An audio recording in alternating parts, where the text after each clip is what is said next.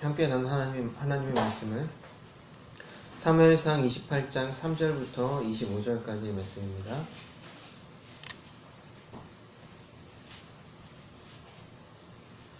구약성경 457페이지 사무엘상 28장 3절부터 25절까지의 말씀입니다. 오늘 말씀은요, 사실 이해하기 어려운 말씀은 없습니다. 그냥 단순하게 볼 수 있는데, 사울의 어떤 지금 어디죠? 사울이 죽는다라는 선고를 이렇게 직접적으로 듣고, 그러니까 여기서 19절에 보면 여호와께서 이스라엘을 너와 함께 블레셋 사람의 손에 붙이시리니 내일이라고 했죠. 내일. 그러니까 죽기 전날에 일어난 일이에요. 내일 너와 내 아들들이 나와 함께 있으리라. 네. 사울이 정말 마지막 때 죽기 전날에 있었던 일에 대해서 얘기를 하는데, 한마디로 이제 사울의 어떤 마지막 초라한 모습을 보여주고 있어요. 그래서 3절에 보면 사울이 이런 명령을 내려요. 사울은 신접한 자와 박수를 그 땅에서 쫓아내었었더라. 그러니까 사울이 우상 숭배하는 어떤 무당이나 점쟁이나 이런 사람들을 다 쫓아버렸대요. 그리고 나서 어떤 사건이 일어나냐면 블레셋이랑 이제 싸우게 된 거예요. 그리고 나서 5절에 보니까 사울이 그 군대를 보고 상당히 두려워했어요. 그래서 늘 그랬듯이 이스라엘의 군대는 항상 하나님께 먼저 묻잖아요. 뭘 묻냐면 언제 공격할까요? 어떻게 공격할까요? 이런 것을 이렇게 하나님께 묻는데, 여호와께서 꿈으로도 우림으로도 선지자로도 그에게 대답하지 않으셨다라는 거예요. 그러니까 사울은 하나님께 완전히 버림받은 거죠. 이런 모습은 앞에서 다윗이 그일라를 도우러 갈 때 하나님께 물었을 때 하나님과 이게 대답해 주셨던 그런 23장에서 있었던 이야기와 아주 대조가 되는 부분입니다. 그러니까 다윗은 하나님께 물으면 하나님이 대답해 주시지만 사울은 하나님께 물어도 어떤 방식으로도 하나님은 대답해 주시지 않는다라는 거예요. 그래서 사울이 어떤 일을 하냐면 정말 이렇게까지 해야 할까 싶은 행동을 하는 거죠. 뭐냐면 무당을 찾아가는 거예요. 근데 무당을 찾아가기 위해서 어떻게 하냐면 18절에 보니까 변장을 해요. 다른 옷을 입어 변장하고 밤에 몰래 찾아가요. 앞에서 이제 3절에서 자기가 그 무당 점쟁이들 다 되쫓았어요. 그런 건 잘한 거지만 8절에서는 자기가 했던 명령 이런 것을 다 뒤엎고 자기가 그 무당을 찾아가는 거예요. 그런데 떳떳하지 못한 거죠. 왕의 옷을 입고 가는 것이 아니라 옷을 갈아입고 변장해서 그것도 밤에 그렇게 찾아가는 것입니다. 그러니까 사울이 이제는 더 이상 이스라엘의 왕으로서 어떤 정상적인 직무를 다할 수 없는 그런 상태에 있다라는 걸 보여주고 있어요. 그리고 나서 그 여인, 그 무당에게 이제 죽은 사무엘을 불러달라고 이렇게 얘기를 합니다. 얘기를 했는데, 보면은 이제 13절에서 왕이 그에게 이르되 두려워 말라 내가 무엇을 보았느냐 이제 불러 올려요. 뭐 이렇게 했겠죠. 뭘 했겠죠. 뭘 했더니 뭔가 형상이 나왔는지 아니면 뭐가 눈에 보이지 않았는지 뭔지는 모르겠지만 우리나라에서는 이제 무당들이 이렇게 하면 이렇게 그죠? 빙의한다 그러나요? 뭐 그런 거 하는 것처럼 그랬는지 모르겠는데 사울이 그 여자 여인에게 물어보죠. 누가 보이느냐라고 물어보죠. 그러니까 사울이 직접 본 것이 아니라는 거죠. 그죠? 사울이 직접 본 게 아니에요. 그 여인이 본 것을 이제 그 여인의 입으로 사울에게 전달이 되는 거예요. 그랬더니 여인이 사울에게 이르되 내가 신이 땅에서 올라오는 것을 보았나이다. 뭐가 올라왔어. 뭐가 올라왔는데 그 모습이 어떠냐 하고 14절에 물으니까 노인입니다. 그리고 그가 겉옷을 입었습니다. 근데 이 겉옷이 뭐냐면 보통 제사장들이 입는 옷을 의미하는 원래 단어가 제사장들이 입는 옷을 의미해요. 그래서 사울이 그가 사무엘인 줄 알았다 하고 이제 전했다라고 얘기하고 있어요. 그러니까 이 본문에서 우리가 관심을 둘 필요가 없는 게 뭐냐면 이 사무엘이 진짜 사무엘인가라는 거예요. 그거는 이 본문의 관심사도 아니에요. 어떻게 올라왔는지도 모르고 그리고 사울이 직접 눈으로 보고 만졌다는 것도 아니고 그 여인의 입을 통해서 그 사울이 이제 그건 사무엘이다라고 판단을 했던 거예요. 근데 그것이 진짜인지 아닌지는 중요하지 않은 거고요. 근데 사무엘이 이제 짜증을 내요. 왜? 15절에 사무엘이 사울에게 이르되 내가 어찌하여 나를 불러 올려서 나를 분욕해 하느냐? 아니, 쉬고 있는데 왜 나를 불렀냐? 그래서 이제 사울이 지금 상황이 이렇게 급한데 하나님이 전혀 대답하지 않아서 이렇게 불렀습니다. 라고 얘기를 해요. 근데 왜 사무엘을 불렀을까요? 그러니까 사울은 지금 매우 궁지에 몰린 상황이에요. 두렵고 하나님 대답도 안 하고 뭘 할 수도 없고 그런 상황이에요. 그러니까 뭐라도 하는 거죠, 사실. 뭐라도 하는 건데 해서는 안 될 일을 해요. 그리고 근데 왜 그러냐, 또 사무엘이 하나님의 말씀을 전달해줬잖아요. 지금까지 하나님을 대신해서 사울에게 해줬잖아요. 그래서 사무엘을 부른 건데 16절에서 사무엘의 말이 여호와께서 너를 떠나 내 대적이 되셨거늘 내가 어찌하여 내게 묻느냐. 나는 뭐 하나님의 뭐 적이냐. 나는 하나님의 말씀에 뭐 불순종하는 사람이냐. 뭐 이렇게 묻는 거야. 나는 하나님의 뜻을 전하는 사람이 아니냐. 그러면서 그 이야기를 반복해요. 앞에서 했던 사무엘이 살아 생전에 사울에게 했던 말, 그 얘기를 반복해서 해요. 그래서 17절에 여호와께서 나로 말씀하신 대로 내게 행하사 나라를 내 손에서 떼어 내 이웃 다윗에게 주셨다. 그리고 그 이유에 대해서 18절에서 나오는데 그 이유가 뭐냐면 내가 여호와의 목소리를 순종하지 않았다. 구체적으로 말하자면 하나님의 진노를, 그러니까 하나님께서 아말렉을 진멸하라고 했는데 그렇게 하지 않았다. 그래서 오늘날 여호와께서 이 일을 내게 이렇게 행하셨다라고 이제 그렇게 얘기를 하고 있어요. 그러니까 사울은 사무엘을 통해서 듣고 싶었던 얘기를 전혀 들을 수가 없었어요. 그러니까 언제 싸워야 하나요? 어떻게 싸워야 하나요? 이런 것에 대한 어떤 답변도 듣지 못하고 오히려 사망 선고를 듣게 되었던 것입니다. 그러면서 이 본문은 무엇을 얘기하고 싶은 거냐면 사울이 왜 몰락해야만 되는지 그것을 한 번 더 강조하고 있는 거예요. 그러니까 그 이유는 뭐냐면 하나님 말씀에 순종하지 않았기 때문에 결국엔 버림받았다라는 것입니다.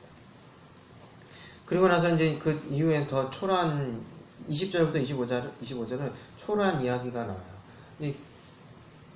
사울의 이제 혼이 빠진 거죠. 기운도 없고 입맛도 없고 그냥 쭉 늘어져 있었을 거예요. 그랬더니 누가 그 사울을 위로해 주냐면 그 여인, 그 무당이 위로해 줍니다. 왜 그랬는지는 모르겠어요. 그냥 딱 해서 그랬는지 어땠는지 모르겠지만 어쨌든 그 무당의 위로를 받아 겨우 먹을 걸 조금 먹고 그 기력을 얻어서 이제 나갔다. 이제 이야기가 끝입니다. 그럼 우리는 이 이야기가 참 사울의 아주 바닥을 봤다라고 볼 수가 있는 거예요. 근데 우리는 이렇게 생각할 수가 있어요. 도대체 사울이 버림받았는데 그럼 우리도 버림받을 수 있을까라는 생각을 할 수가 있을 것 같아요. 그러니까 사울이 처음부터 이렇게 꼬인 건 아니잖아요. 그죠? 처음에는 하나님께서 기름 부어 세운 이스라엘의 왕이었잖아요. 그죠? 그런데 불순종해서 이렇게 됐지만 결국 버림받았죠. 그럼 우리도 하나님께 버림받을 수 있을까? 히브리서를 한번 보겠습니다. 히브리서 6장을 볼게요. 히브리서 6장은 신약성경 358페이지에 있습니다.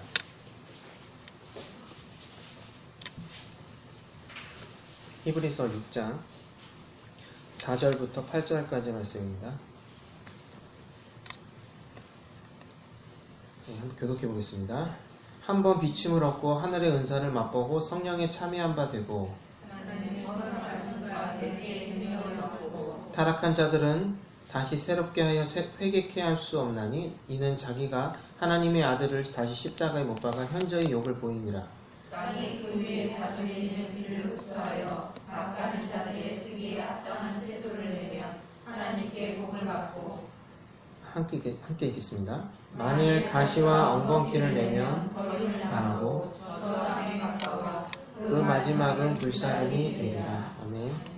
이 구절은 좀 뭐 꽤 유명한 구절이긴 한데 좀 해석하기 어려운 구절 중에 본문 중에 하나예요. 여기서 보면은 마지막에 그 마지막은 불사름이 되리라 뭐 이렇게 얘기하고 있고 6절에서 타락한 자들은 다시 새롭게 회개할 수 없다 이런 말 때문에 그렇다면 이 구원받은 사람이 하나님께 버림받을 수 있다는 뜻인가 라고 이렇게 이해할 수도 있어요.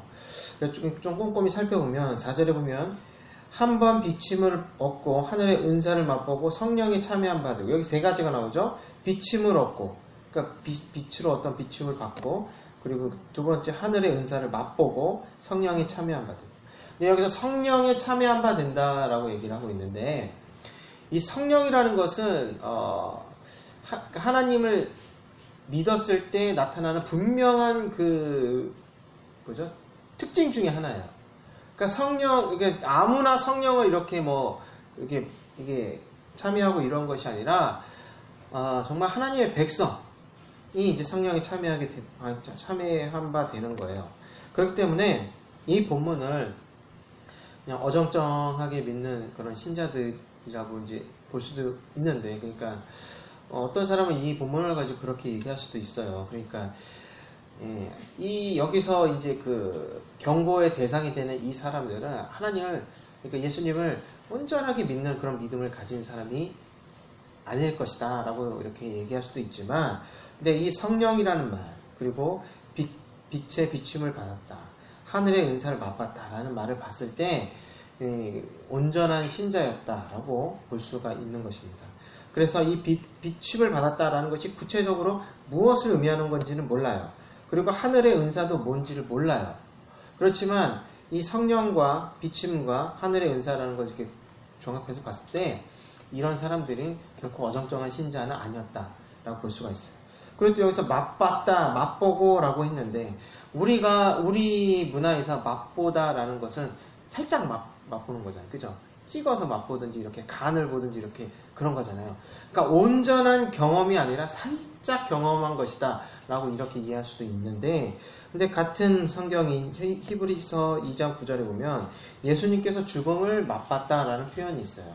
그러니까 예수님께서 살짝 죽은 건 아니잖아요. 그죠? 살짝 경험한 것이 아니기 때문에 이 맛보다라는 표현은 그냥 일부만 경험한 것이 아니라 온전하게 경험했다라고 이해할 수 있어요. 그러니까 결과적으로 얘기해서 이 경고를 듣는 이 사람들은 온전한 신자다라는 거예요. 그래서 5절에서도 한 번 더 강조하고 있죠. 하나님의 선한 말씀과 내세의 능력을 맛봤다. 여기서 또 맛보다라는 얘기가 나오는데, 말씀과 내세의 능력. 그러니까 이 말씀은 복음이죠. 그러니까 이 구원을 얻게 하는 그 복음을 말하는 것이고, 내세의 능력이라고 했는데, 내세가 있다면 현세가 있는 거죠. 그죠? 그러니까 내세를 말하는 거, 앞으로 올 세상을 얘기하는 거잖아요. 그러니까 내세와 현세를 나눈다는 것은 뭐냐면, 앞으로 예수님께서 다시 오실 것이다, 이런 마지막에 그런 이루어질 그것을 믿는 것, 그런 믿음을 의미하는 거예요. 그러니까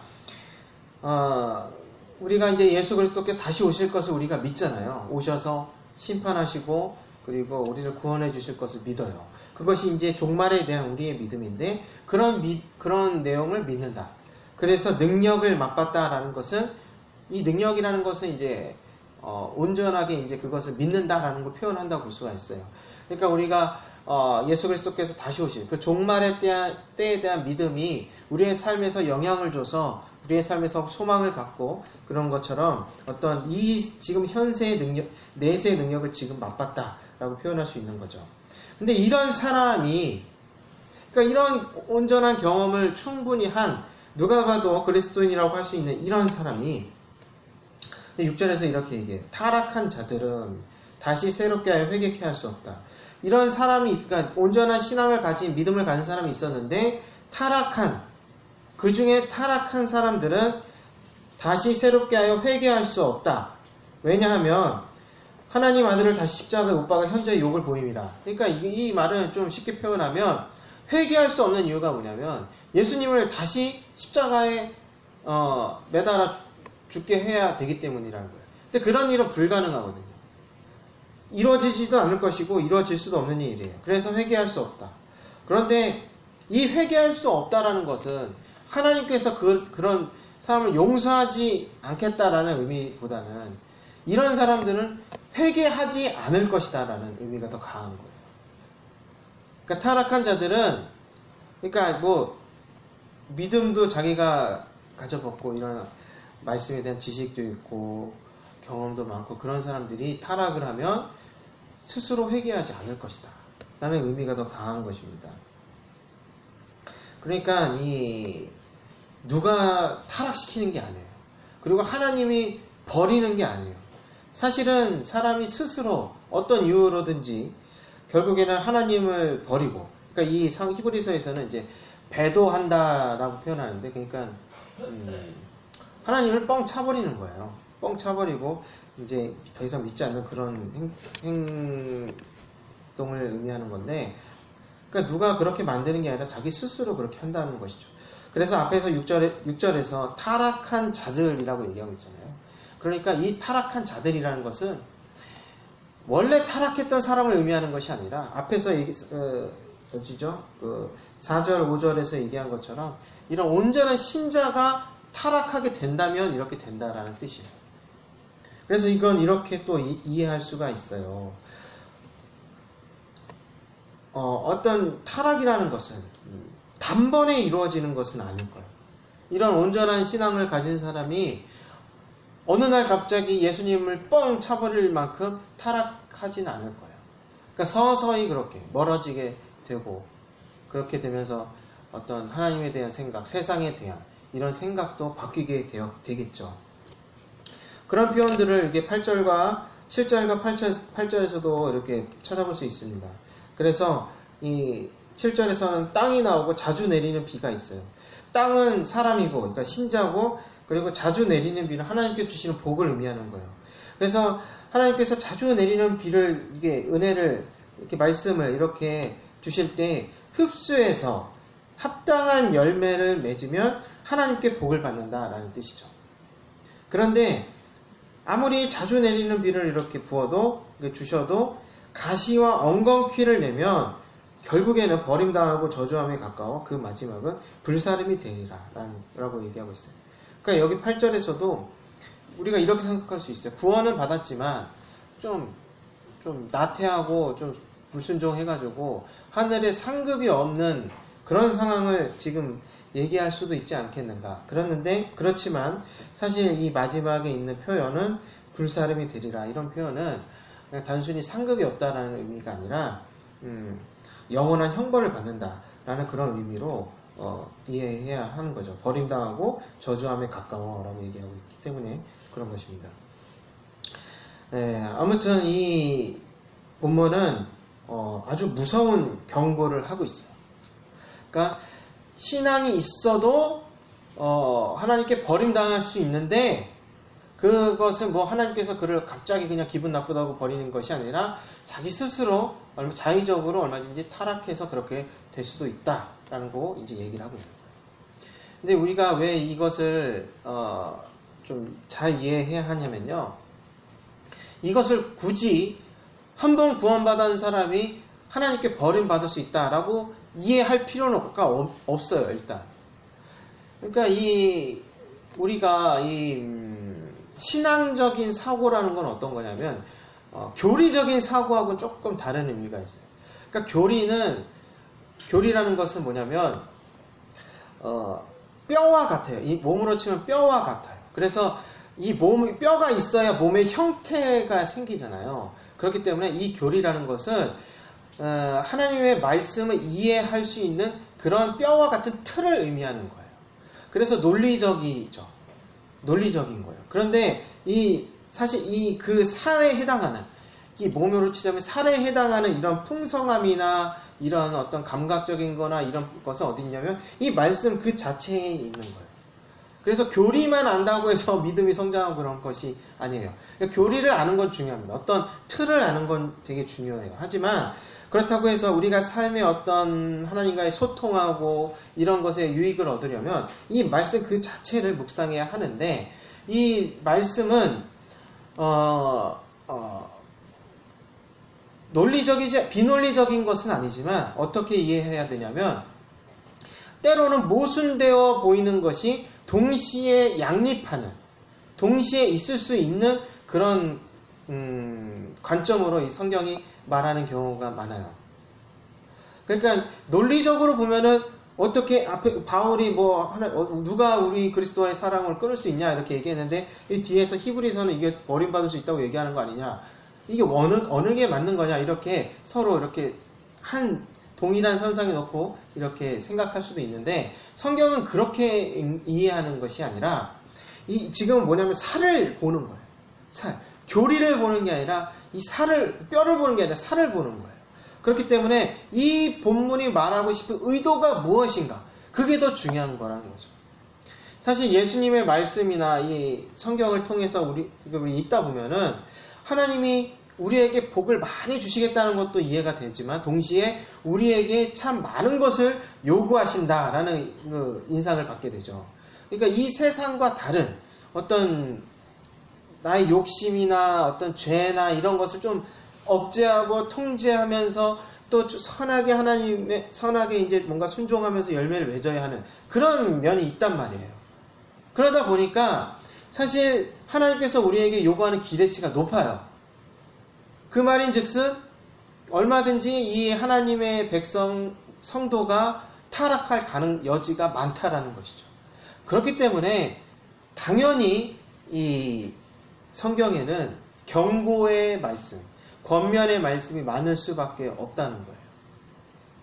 그러니까 이 경고는 이렇게 볼 수가 있는 거예요. 하나님께서 우리에게 경고를 함으로써 우리를 붙드신다라는 거예요. 이 하나님의 목적은 항상 우리를 구원하는 데 있지 우리를 벌 주는 데 있는 게 아니에요. 이것 봐, 무섭지? 너 이렇게 하면 벌 받아. 우리 자식들한테도 그렇게 하잖아. 이렇게 하면 큰일 나, 다쳐, 아파, 혼나, 이렇게 하는 이유가 뭐예요? 너 그렇게 돼봐라, 이런 게 아니라 하지 말라는 의미잖아요. 그래서 안전하고 어떤 건강하게 이렇게 살라고 그렇게 얘기하잖아요. 그런 것처럼 하나님도 이렇게 세게 강력하게 말씀하실 때가 있다라는 거예요. 그래서 그런 방식을 통해서 우리를 붙들어 주신다는 것이죠. 그러니까 우리가 각성해서 죄를 멀리하고 하나님 말씀에 순종할 수 있게끔 그렇게 하나님께서 말씀하신다는 것입니다. 그러니까 이 사울의 어떤 몰락이나 그런 점도 그렇게 이해하면 좋을 것 같습니다. 사울이 이렇게 몰락한 이유는 왜 그러냐면 불순종했기 때문에 그런 거예요. 하지 말아야 할 걸 한 거죠. 그러니까 우리도 하지 말아야 할 행동이 있어요. 다윗은 그래서 하지 말아야 할 행동을 하지 않았죠. 그래서 그런 것들이 이제 사울과 대조가 됐잖아요. 근데 물론 나중에 다윗도 하지 말아야 할 행동을 합니다. 밧세바와 간음을 하고 그러면서 또 밧세바의 남편 우리아를 계획살인해요. 죽인 그런 범죄를 저질렀어요. 그럼 우리는 물론 우리도 연약한 점이 있지만 하나님은 이렇게 우리를 이렇게 항상 이렇게 우쭈쭈 이렇게 위로하는 말씀을 해주신다는 건 아니라는 거예요. 때로는 이렇게 안 좋은 어떤 경고, 권면의 말씀을 통해서 우리가 벗어나지 않도록 우리를 그렇게 이끌어 가신 줄 믿습니다. 말씀을 기억하시면서 함께 기도하도록 하겠습니다.